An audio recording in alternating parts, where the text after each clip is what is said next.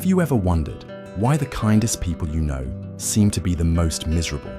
Why those who give the most receive the least? Why your relentless niceness, instead of bringing you love and respect, leaves you feeling invisible, taken for granted, and utterly exhausted?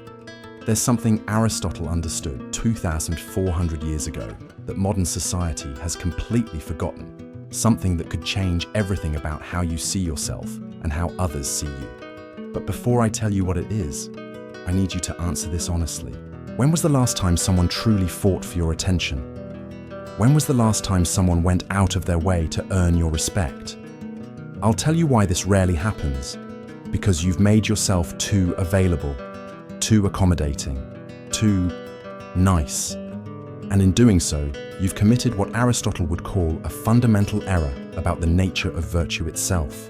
You see, we've been taught that being nice is a virtue, that kindness is always good, that putting others first makes us better people. But Aristotle would tell you that this thinking is not just wrong, it's dangerous. Because what we call being nice today is often not virtue at all. It's vice disguised as goodness. Aristotle taught that every virtue exists between two extremes. Too little courage makes you a coward.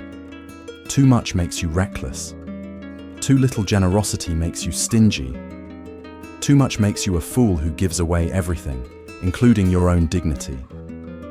And this is exactly what's happening when you're too nice. You're not being virtuous. You're being weak. Think about it. When you say yes to everything, you're not being kind, you're being incapable of discernment. When you avoid all conflict, you're not being peaceful, you're being cowardly. When you put everyone else's needs before your own, you're not being selfless. You're abandoning the one person you're actually responsible for, yourself. But here's what really happens when you live this way. People don't respect unlimited kindness. They exploit it. They don't value what they can get for free. And deep down, they don't actually trust someone who has no boundaries because they know you're not being authentic. You're performing. You've been conditioned to believe that your worth comes from how much you can do for others, that love is something you earn through service, that acceptance comes through accommodation. But this kind of people-pleasing isn't love, it's fear. Fear of rejection, fear of abandonment, fear of not being enough just as you are. So you compensate by becoming indispensable, by making yourself useful, by being so nice, so helpful, so accommodating that surely no one could ever leave you, right? But here's the cruel irony. The more desperately you try to be liked, the less likable you become. The more available you make yourself, the less valuable you appear. Because people have an unconscious understanding of worth based on scarcity. What's abundant becomes worthless. What's rare becomes precious. Think about the people in your life who command real respect. Are they the ones who agree with everything, who never say no, who bend over backwards to please everyone? Of course not. The people you truly respect are those who have standards, who know their own mind, who are selective about where they invest their time and energy. Aristotle called this prudentia, practical wisdom, the ability to judge what's worth your attention and what isn't, what deserves your energy and what doesn't, who has earned your kindness and who is simply taking advantage of it. When you're too nice, you rob others of the opportunity to earn your respect. You cheapen your own kindness by giving it away indiscriminately. You train people to treat you poorly because they know there will be no consequences. You become an emotional vending machine, put in a sob story, get out unlimited support. But there's something even darker happening. When you have no boundaries, you attract people who have no boundaries. When you can't say no, you magnetize those who can't hear no. Your excessive niceness becomes a beacon for users, manipulators, and emotional vampires who can sense someone who won't fight back. And then you wonder why your relationships are one-sided, why you feel drained, why you give and give and give, but never feel truly loved or appreciated. It's because what you call love, others call convenience. What you call kindness, others call weakness. How long will you continue to mistake weakness for virtue? How long will you keep giving pieces of yourself to people who wouldn't cross the street for you? Maybe it's time to learn what Aristotle really meant by the golden mean. Because the answer isn't to become cruel. It's to become someone who understands that true virtue requires strength, discernment, and yes, the courage to disappoint people who don't deserve your unlimited kindness. Here's what Aristotle discovered that changed everything. Virtue is not about being extreme in any direction. It's about finding the perfect balance point between extremes. He called it the golden mean. And when it comes to how you treat people, this principle will revolutionize your life. Too little concern for others makes you selfish and cruel. Too much concern for others makes you weak and manipulable. The golden mean, selective kindness based on wisdom and discernment.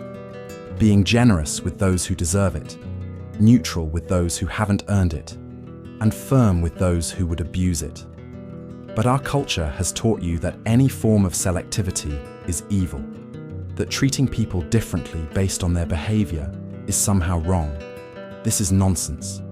Aristotle would tell you that treating everyone exactly the same, regardless of their actions, is not virtue. It's moral blindness. A truly virtuous person makes distinctions. They recognize that their time, energy, and kindness are finite resources that should be invested wisely. They understand that enabling bad behavior in the name of being nice actually makes the world worse, not better. Think about this. If you give the same level of attention to someone who respects you and someone who disrespects you, what message are you sending? You're telling the respectful person that their good behavior doesn't matter. You're telling the disrespectful person that their bad behavior has no consequences. You're essentially punishing virtue and rewarding vice. This is why overly nice people often find themselves surrounded by users and manipulators. Not because they're unlucky, but because they've created an environment where exploitation is not only possible, it's rewarded. Aristotle taught that true friendship, true connection, can only exist between people of virtue. You cannot have a genuine relationship with someone who sees you as a resource rather than a person. And if you make yourself a resource to everyone, you become a person to no one. Now comes the part that will separate those who understand virtue from those who are addicted to being victims. Because implementing the golden mean requires you to do something that feels almost forbidden in our culture. You must become strategically selective with your kindness. This doesn't mean becoming cold or cruel. It means becoming intelligent about how you deploy your most valuable resources, your time, energy, and emotional investment. Aristotle understood that wisdom lies not in having pure intentions, but in achieving good outcomes. And unlimited kindness rarely produces good outcomes. Here's how strategic kindness works in practice. With strangers and acquaintances, you are polite but neutral, friendly but not personal. You don't go out of your way to help, but you don't go out of your way to harm. You observe their character before investing emotionally. You let them earn your deeper kindness through consistent good behavior over time. With friends and family, you are generous but not unlimited. You help when asked, but don't enable dependency. You show love through honest feedback, not endless accommodation. You maintain boundaries that protect the relationship from becoming unbalanced or resentful.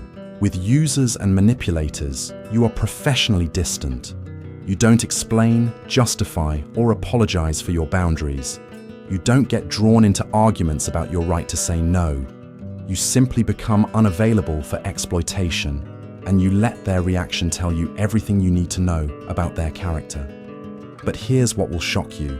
When you become strategically kind, the right people don't love you less, they love you more. Because now your kindness means something. It's not the default setting of someone too weak to choose otherwise. It's the deliberate choice of someone who could withhold, but chooses to give. Think about the people in your life whose approval you value most. Are they the ones who approve of everything you do? Of course not. The opinions you respect come from people who are selective with their praise. When they appreciate something about you, it feels earned, genuine, valuable. This is what you become when you embrace strategic kindness. Your approval becomes worth earning. Your time becomes worth respecting. Your friendship becomes worth keeping. Not because you've become scarce or manipulative, but because you've become someone with standards. Aristotle taught that the highest form of kindness is helping someone become their best self. But you cannot do this by enabling their worst impulses.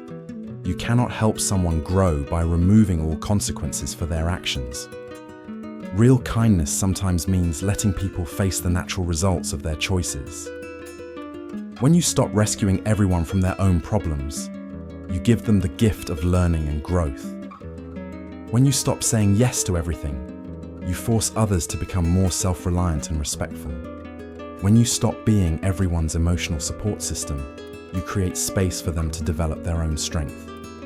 This is how strategic kindness creates a better world.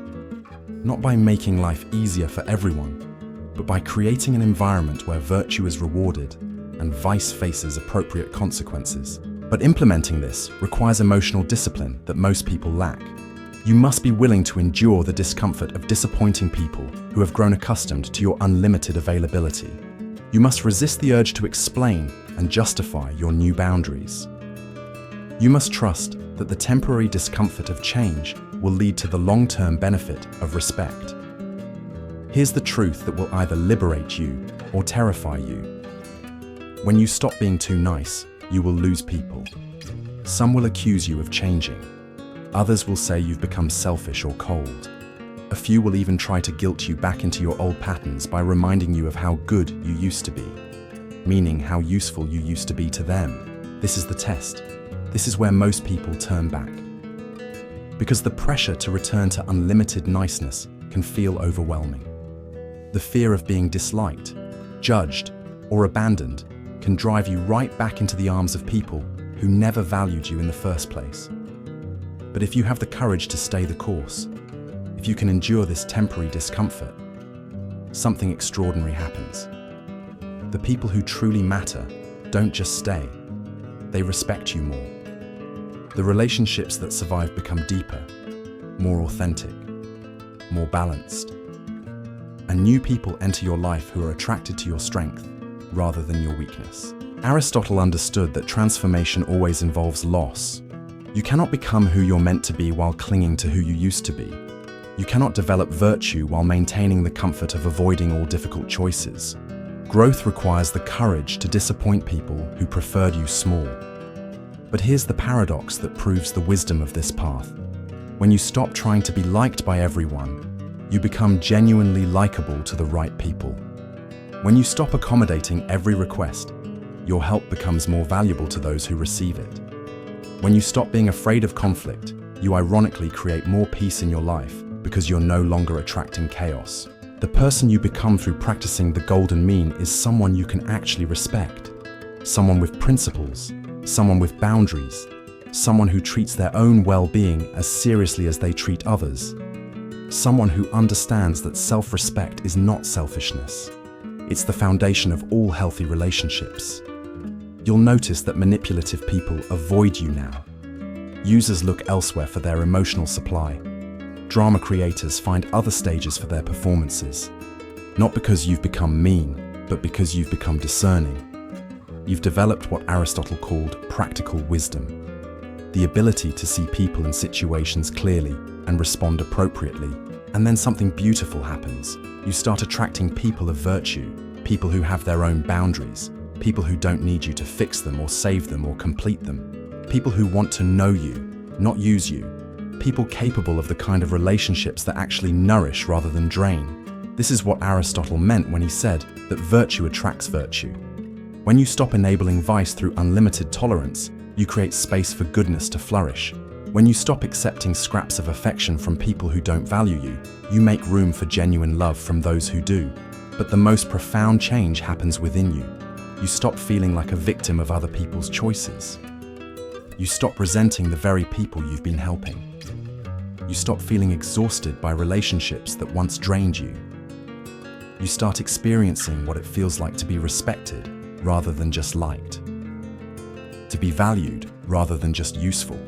To be wanted rather than just needed. The person you become is someone who gives from abundance rather than desperation. someone who helps from strength rather than weakness, someone whose kindness comes from choice rather than compulsion. This is what true virtue looks like. This is what Aristotle meant by the good life. So I'll ask you one final question. Are you ready to risk being misunderstood by people who never really understood you anyway? Are you willing to lose relationships that were never really relationships to begin with? Are you prepared to discover what it feels like to be genuinely respected instead of just consistently accommodating? If this message resonated with you, if it revealed something you've always sensed but never had words for, leave a comment saying, "I choose virtue." Let's see how many are ready to stop being nice and start being good. And remember, the path of the golden mean is not for everyone. It requires courage, wisdom, and the strength to stand alone until you find your people. But for those brave enough to walk it, it leads to the only kind of life worth living. One where your kindness matters because it's earned, your love is valued because it's chosen, and your presence is treasured because it's not guaranteed. The choice is yours. But choose wisely. Because once you taste what it feels like to be respected rather than used, you'll never go back to being too nice again.